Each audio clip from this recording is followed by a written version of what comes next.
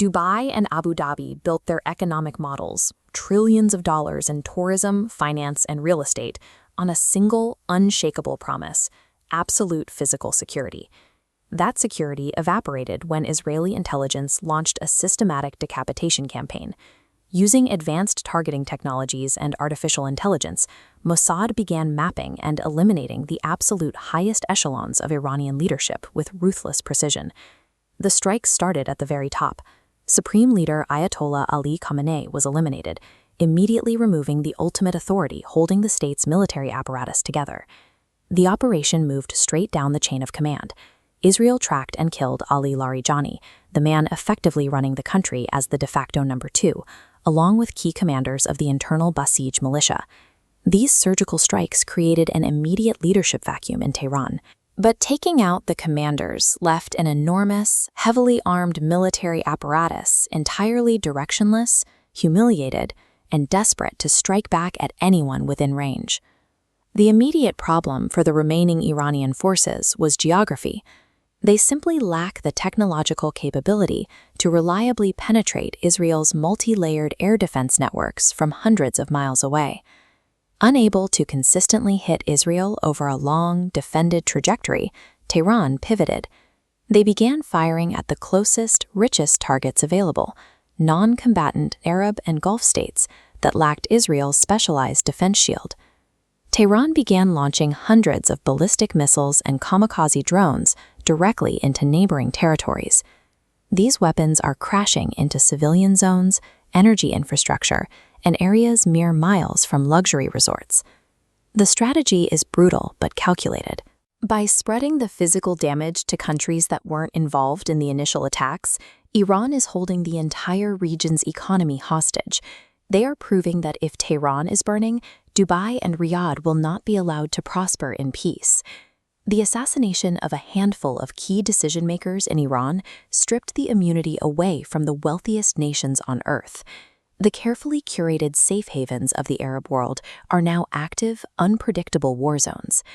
The United States responded by trying to physically dismantle Iran's ability to choke off the global oil supply.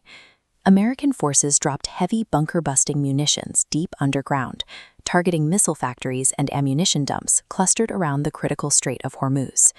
The strikes were so intense that the International Atomic Energy Agency, the UN's Global Nuclear Watch, they feared this massive bombardment could accidentally breach hidden nuclear material and trigger a catastrophic radiation event.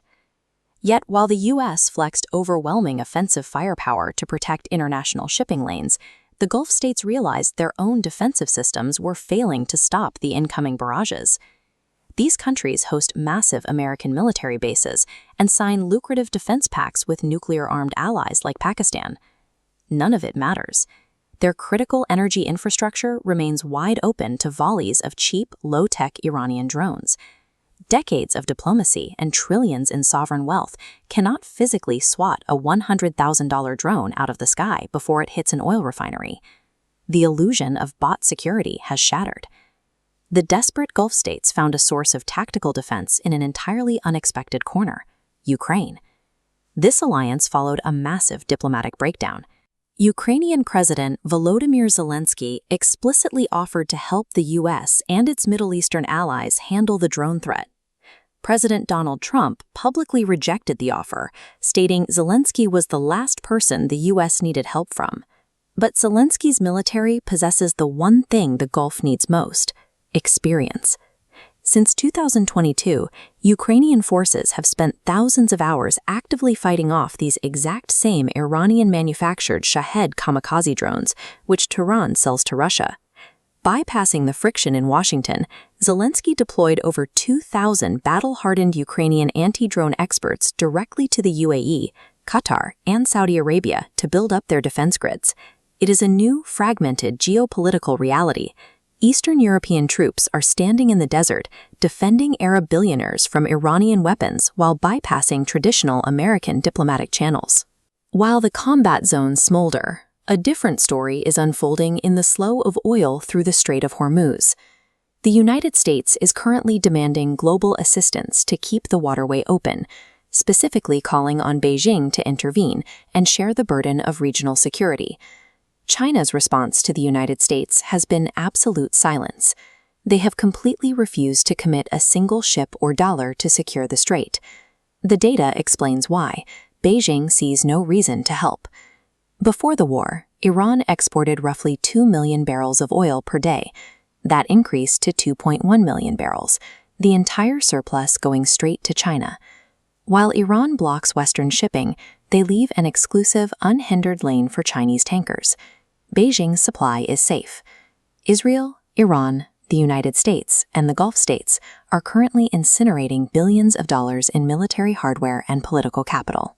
China is sitting back, letting its rivals bleed, and quietly collecting the resources at a discount. The nation that projects the most military force often ends up taking the heaviest losses. The ultimate victor is simply the country that refuses to play the game and quietly buys the oil.